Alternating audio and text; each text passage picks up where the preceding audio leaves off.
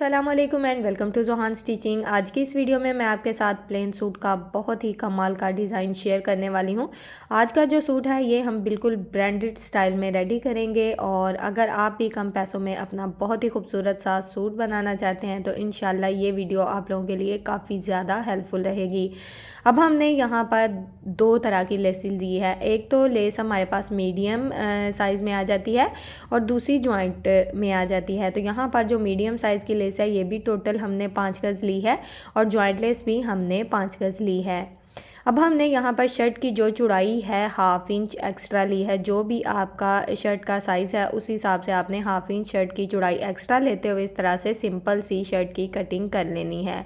अब हमने इस तरह से चौड़ाई में 4 इंच का मार्जिन रखते हुए पूरी शर्ट की लंबाई में इस तरह से छोटे छोटे से निशान लगा लिए हैं। यानी कि हमने मार्जिन एक जैसा लेना है, 4 इंच का मार्जिन लेना है तो एक जैसे छोटे छोटे से निशान लगा लेंगे।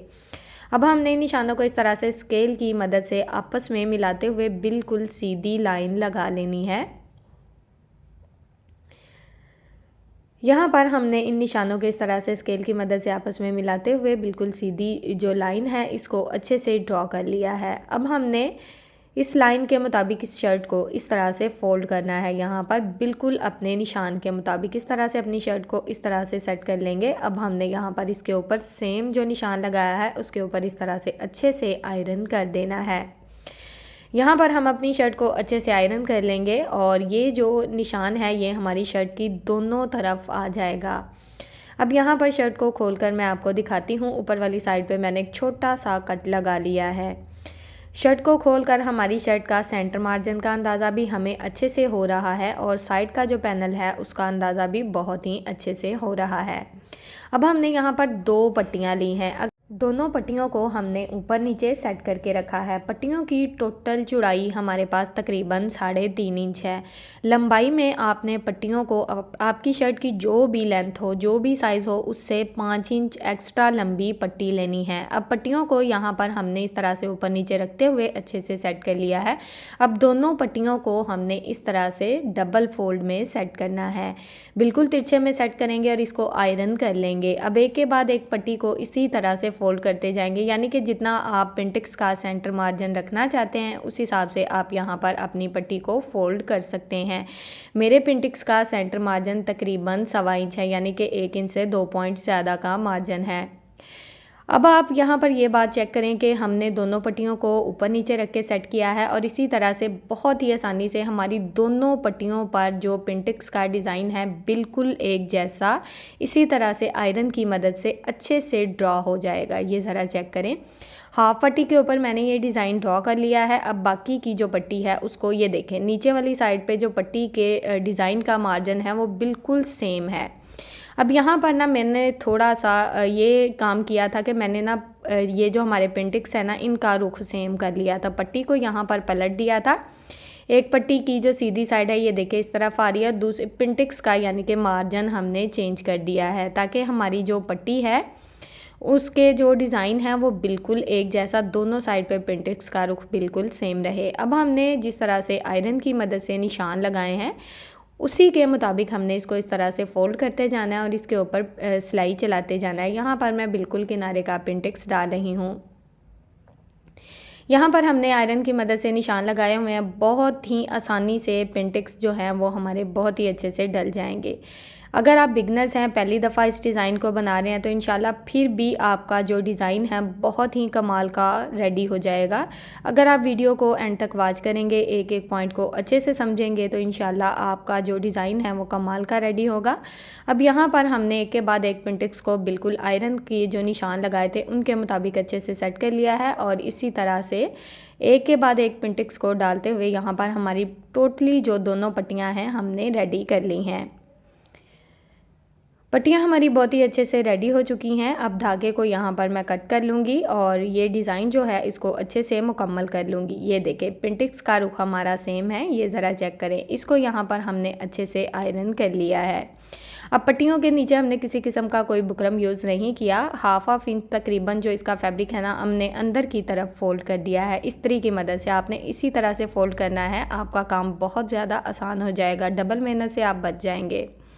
अब यहाँ पर पट्टी की जो टोटल चौड़ाई है एक्स्ट्रा मार्जिन कवर करने के बाद 2 इंच 2 पॉइंट रह गई है।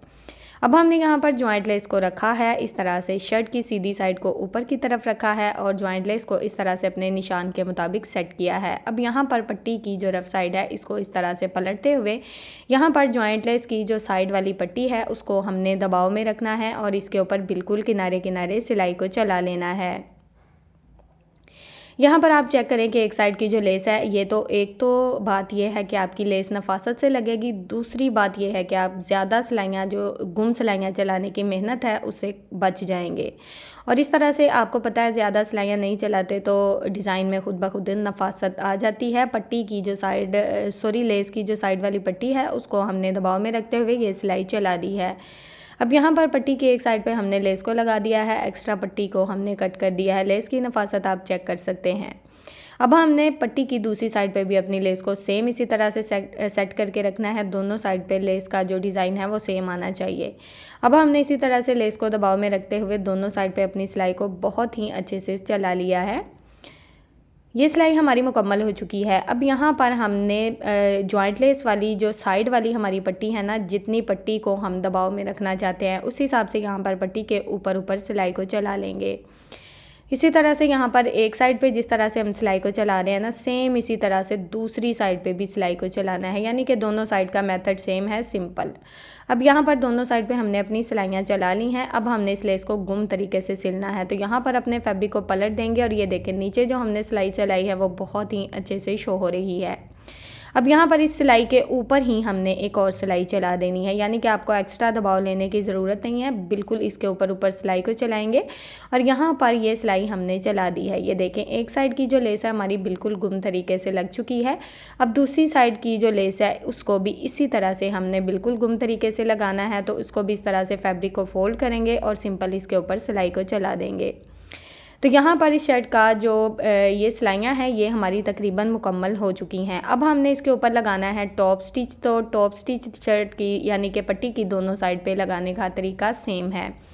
तो पट्टी की दोनों साइड पे हमने टॉप स्टिच चला दिया है। यहाँ पर एक साइड की पट्टी हमारी रेडी है, सेम इसी तरह से दूसरी साइड की जो पट्टी है उसको भी हमने अच्छे से रेडी कर लिया है। ये देखें ज़रा दोनों साइड की पट्टियाँ हमारी कितने अच्छे से रेडी हो गई हैं। और बैक साइड से नफासत चेक करें ज़रा, डिज़ाइन की जॉइंट्स भी हमारी गुम तरीके से लगी है और पट्टी भी बहुत ही आसानी से यहाँ पर लग गई है। अब शर्ट की कटिंग करने की आपको ज़रूरत ही नहीं पड़ेगी। अब यहाँ पर हमने फ़िटिंग करनी है, तो फ़िटिंग का निशान इसलिए लगा रही हूँ जहाँ तक आप जो भी आपका साइज़ हो उस हिसाब से आपने इस तरह से फ़िटिंग कर लेनी है। यहाँ तक हमारी फ़िटिंग की सिलाई जाएगी। निशान इसलिए लगा दिया है क्योंकि धागा आपको पता है सेम होता है तो वो बिल्कुल भी नज़र नहीं आता।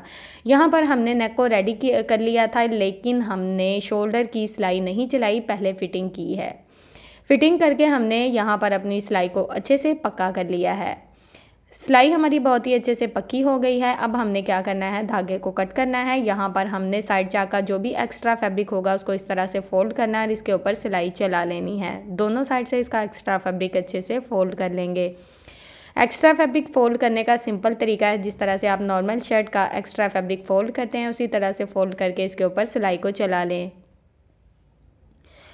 तो यहाँ पर हमारा जितना एक्स्ट्रा फैब्रिक था उसको फोल्ड करते हुए हमने इसके ऊपर सिलाई को चला लिया है। तो यहाँ तक अगर आप मेरी वीडियो देख रहे हैं तो प्लीज़ जल्दी से मेरी वीडियो को लाइक करें, मेरे चैनल को सब्सक्राइब कर लें और एक अच्छा सा कमेंट करके ज़रूर बताएं कि आपको मेरी आज की वीडियो कैसी लगी। तो साइड चाक की सिलाई यहाँ पर हमने लगा ली है तकरीबन। अब यहाँ पर मैंने शर्ट की दोनों साइड की फ़िटिंग कर ली है और यहाँ पर दामन की सिलाई भी चला ली है। अगर आप आसानी से अपनी लेस को लगाना चाहते हैं तो दामन पर सिलाई भी पहले ही चला लें। यहाँ पर ये देखें शोल्डर की सिलाई नहीं चलाई, नेक डिज़ाइन मैंने रेडी कर लिया है। इस नेक डिज़ाइन की जो वीडियो है वो आपको एंड स्क्रीन में मिल जाएगी ताकि आप सेम इसी तरह का नेक डिज़ाइन बना सकें। यहाँ पर फिटिंग की जो सिलाई है उसको अच्छे से इस्त्री करके इस तरह से सेट कर लें ताकि बाद में किसी किस्म का चुनट ना आए। अब हमने यहाँ पर मीडियम साइज़ की लेस को इस तरह से हल्का सा जो इसका एक्स्ट्रा मार्जिन है इसको फोल्ड करना है और इस तरह से सेट करना है। बिल्कुल साइड चाक के बराबर बराबर इसको रखना है और इसके ऊपर सिलाई को चला लेना है। यहाँ पर अगर आप अपने दामन पर भी लेस को लगाना चाहते हैं तो आप लगा सकते हैं, लेकिन मैंने दामन पर लेस को स्किप कर दिया था क्योंकि शर्ट हमारी बहुत ही इसी तरह से इसकी लुक इतनी कमाल की आई थी कि मुझे दामन पर लेस लगाने की ज़रूरत नहीं पड़ी। अब फिटिंग, जब आपने फिटिंग वाली साइड पे सिलाई को चलाना है ना, तो नीचे से जो फिटिंग का एक्स्ट्रा फैब्रिक होता है उसको दूसरे हाथ की मदद से साइड पे करते जाना है और इसके ऊपर सिलाई को चलाते जाना है। तो यहाँ पर एक साइड की जो लेस है हमारी, यहाँ पर हमने फिटिंग तक लगाई है, तो फिटिंग वाली साइड से हम लेस को इस तरह से दूसरी साइड पे भी इसके ऊपर सिलाई को चला देंगे, क्योंकि आपको पता है डिज़ाइन लेस का जो है ना ये उठा उठा रहता है। तो इस तरह से दोनों हाथों की मदद से, देखिए एक हाथ के मदद से मैं फैब्रिक को सेट कर रही हूँ, दूसरे हाथ की मदद से लेस को सेट कर रही हूँ। तो इस तरह से आपकी सिलाई बिल्कुल एक जैसी चलेगी और लेस बिल्कुल एक जैसी लगकर रेडी होगी। अगर आप दामन पर पहले सिलाई नहीं चलाते तो आप जब लेस को लगा लेते हैं फिर दामन का जो धागा है वो लेस के ऊपर शो होता है, इसलिए मैंने दामन पर सिलाई पहले चला ली है।